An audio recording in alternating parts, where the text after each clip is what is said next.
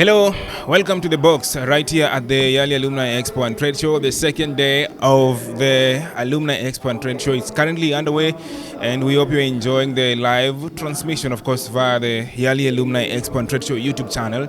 The box basically tells stories of our alumni right here in Africa and the activities or initiatives that they're doing to make the African continent better. So we have really had a lot of beautiful stories from the Gambia, and it's like we're going to continue sharing those stories because we have Muhammed Coker, who is actually a social entrepreneur and agri-business specialist from the Gambia. He's joining us right now to talk about, of course, his experiences in project management, sustainable agriculture, green entrepreneurship, financial literacy, and much more.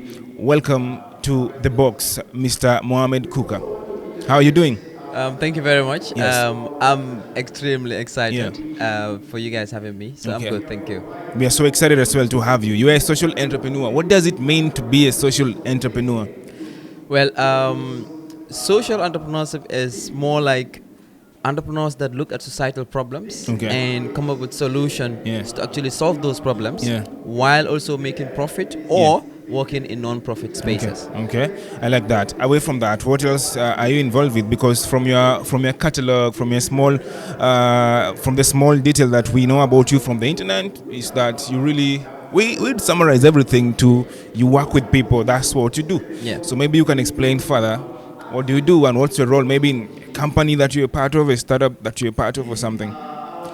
That's a very interesting question. So basically, I've always have the passion to help people. Yeah. So just a quick story. I started as I did accountancy in my as my BSc in the University of the Gambia, and I never worked at a bank or a corporate institution that handles financial transactions. Okay. So that wasn't me because I always wanted to do entrepreneurship, green entrepreneurship, but it was not offered in my country as the University of the Gambia. So I had to do something that I can use later on to synchronize with my passion. Okay. Fast forward, I found myself in an institution that offers, entrepreneurship trainings for young people out there, and that's how I started as an intern. Okay. And then that's where my journey began. And I started helping people through business development trainings and coaching, and working with these different entrepreneurs from various industries. I found something really interesting. Realizing that majority of the business support organizations in my country, the Gambia, are very versatile. They work with various industries, having them come to a particular training where they will be utilizing the same methodology. But my experience, led me to realize that these different entrepreneurs from these various industries can really need to really be provided with different strategies or different methodologies that's going to help them to improve. So I found myself working with farmers to train them on how to transition from subsistence farming practice to commercialization. And then this is when I realized that farmers need more support and help in the Gambia. That is what actually brought about me having to specifically transition to the agricultural sector to supporting farmers. So what I do is I work with farmers, and hearing their stories of hardship and the impact of climate change in their farming activities really struck me. And that is the reason why I give birth. That's what gave birth to the Agro Incubation Hub, of course, which is a non-profit social enterprise that support farmers by equipping them with sustainable farming practices and equally introducing to them green entrepreneurship skills so they can transition from subsistence farming practice to commercial farming, because they farm to feed themselves and their families, and they earn nothing more than $1 per day, an amount that is far below the Gambia's daily minimum wage of approximately $10 per day. So this is what actually prompted my desire to support them in these two components, which is enabling them adopt to sustainable farming practices and also change their mindset, by introducing behavioral modification models so they can be able to, take farming as a sustainable business and not just a livelihood. Nice one. That's perfect. So what really motivated you to apply for YALI program? So knowing that the YALI program is a platform that provides leadership that provides us with the capacity from the different tracks that we're in to improve ourselves as young leaders and to actually, for example, for me, I was in the business sector, business track, and it really helped me to connect, with the people. So my reason for applying was to actually improve my capacity as a leader, because I knew that I needed that capacity so I can be able to get to where I want to be. So to make the change I want to see, I had to apply for the Young African Leaders Initiative, RLC, in Ghana. And luckily for me, when I applied, I was selected and I went through the entire program, which was really interesting. What was like the highlight of the training? It could be about the training itself, could be about the connections that you made, could be about the friends that you made along the way. What was like the key highlight from that, training duration? I will tell you this: the training was absolutely priceless. It was transformative, and it actually enabled me to connect with diverse young people from over 9 different countries across West Africa. And this really helped me to be able to learn from them and share the little I have. And it also brought about partnership between myself and most of these young people that came to the YALI program. So all in all, it was amazing. It was an amazing experience. Nice. Yeah. So you have this hub that is actually a social enterprise, from the situation in the Gambia, because we've had a conversation with Buba as well, and he's so passionate about climate change. He's so passionate about climate leadership. He gave us his perspective or his picture of the way climate change is for our brothers and sisters in the Gambia. We really want to see it as well from your own, view of things. How bad it is it rather? So climate change is basically a fundamental issue, in the Gambia. It affects a lot of people. I mean, everyone, to be more precise, most especially the farmers that are involved in production. Because to ensure there is food security, obviously we would need farmers. Yeah, for sure. And if you look at the Gambia's agricultural sector, more than half the agricultural labor force are women, and they produce over 40% of the agricultural output in the Gambia. However, one of the major challenges that they're faced with is climate change. And this is ranging from salt intrusion, environmental degradation, and a lot more that I can actually tell you. So having climate change affect their produce is not only affecting them, it's also affecting us as individuals, because we depend on agriculture for our livelihood, obviously. So agriculture is one of the, in fact, the economy of the country. Basically, half the economy is half the GDP is coming from agriculture, and that is one of the reasons why we need to fight against climate change. So we can be able to support farmers to improve food security and improve their productivity.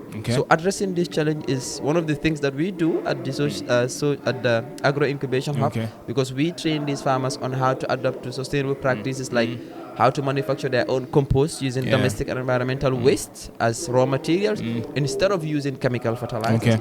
How to actually grow their harvest year round by using irrigation systems through solar panels. So these are innovative practices that we are introducing to these farmers, and greenhouse gardens as well, so they can be able to improve productivity and not only depend on rain or affected by climate change. Estimating, how many farmers have you trained? How many women have you impacted? So far, so good. We have actually trained over 250 farmers. And the reason why we got that number was because of the YALI program. So I'm alumni of 2022. I mean, a participant for the cohort 41 2022. And luckily, in 2023, there was a community engagement fund that was released by the YALI RLC, and I applied, and luckily for me, I was selected for the project that we applied for, and we were provided with a grant of $2,000 US that which we used to train over 125 farmers. We were actually supposed to train 20 farmers. 50 farmers, 10 in 5 communities each. However, when we went to the farmers to have an orientation with them, sensitize them to look at their needs and some of the things that they want, because we don't only want to train them, coming up with our own ideas without having to hear from them. So whilst we did that, some of them, it's usually in the Gambia, farming communities are like a group. They call it kafo in our local languages. So these farmers were actually suggesting that it is going to be unfair to train only 10, because in the group you can have up to 100, up to 200. So in these communities that we went to, they actually suggested we train at least 25. So these 25 can be able to train the rest of the people. So this is why we decided to now do 25 in each community, leading us to get to up to 125 farmers instead of the 50 that we pitched initially before we got the grant. So this is how we were able to train these farmers on how to manufacture their own compost. We trained them on 3 different types of compost. One is the bokashi, the other one is the biochar, and the natural compost.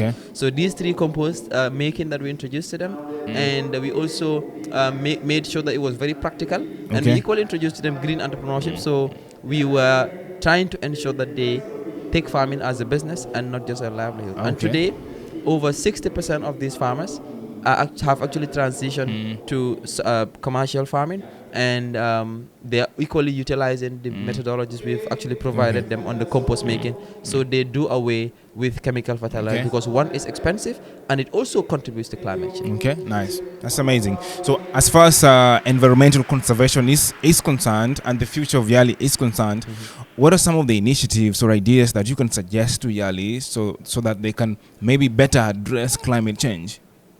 Okay, so I would really want YALI to support young people that are in the environmental sector and agriculture as well, because when it comes to environmental conservation, there's need for investment. For us to be able to come up with initiatives like this compost making, we do away with chemical fertilizers, because they really contribute to climate change. They reduce the soil nutrient content most of the time. So for example, if you apply a bag of fertilizer in a piece of land for this particular season, the next season it has to be 2 bags, for the soil to be, for the plant to be healthy. So that's the thing. And when it comes to irrigation system, most of our farmers, especially in the Gambia, depend on rain for harvest. So having these initiatives been invested upon, is really going to help. I'll tell you one experience I had when I was in, before I initiated the agro incubation hub. I had encounters with people that I look up to, people that I believed in, and most of them were saying, I actually had to tell them, I want to run a non-profit supporting these farmers. And the question that was raised was, how are you financially independent? I was like, no, I'm not for now. And he was like, how can you help other people when you cannot even help yourself? I was so devastated. At some point, I almost gave up. Having to initiate the hub. But I figured something out when I went home thinking about this.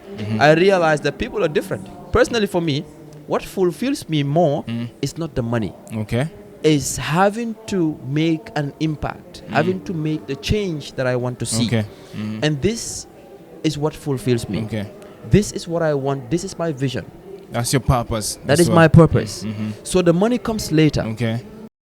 I need to build a foundation. And my passion is making an impact.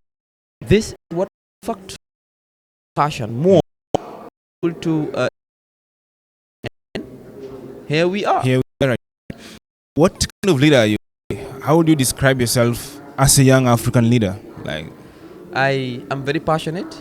I'm also equally confident, sometimes a little nervous. Yeah, for sure. I am very outgoing. I like to connect with people, and I really want to, I have a vision, by making the Gambia food self-sufficient by 2045 or 2050.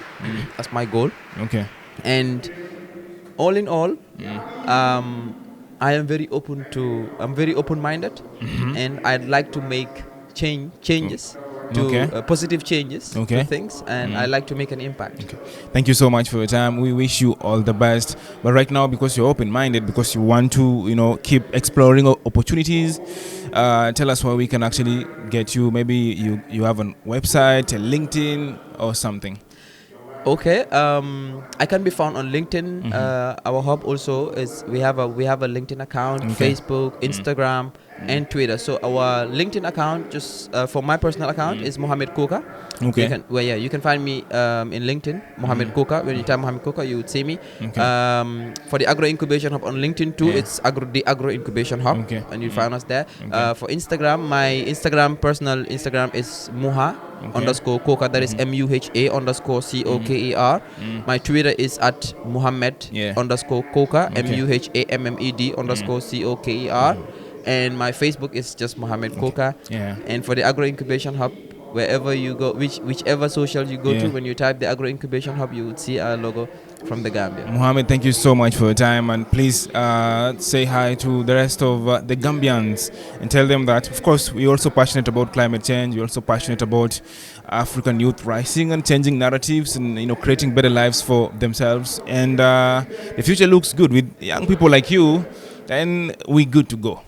So I also want to say thank you very much for having me. This is amazing, sharing our story, and I really look forward to achieving whatever we've discussed here. Definitely. And like I said, we want to make the change we want to see. For sure. So working together is one of the things that I would really encourage young leaders out there to focus on. Let's work together, because that is the only way we can change Africa. That's the only way we can ensure there is sustainability as well in our various countries. So thank you very much. And thank you so much. This is The Box, streaming all day. Check out YALIExpo.com. Subscribe to our YouTube channel for more stories from YALI Alumni.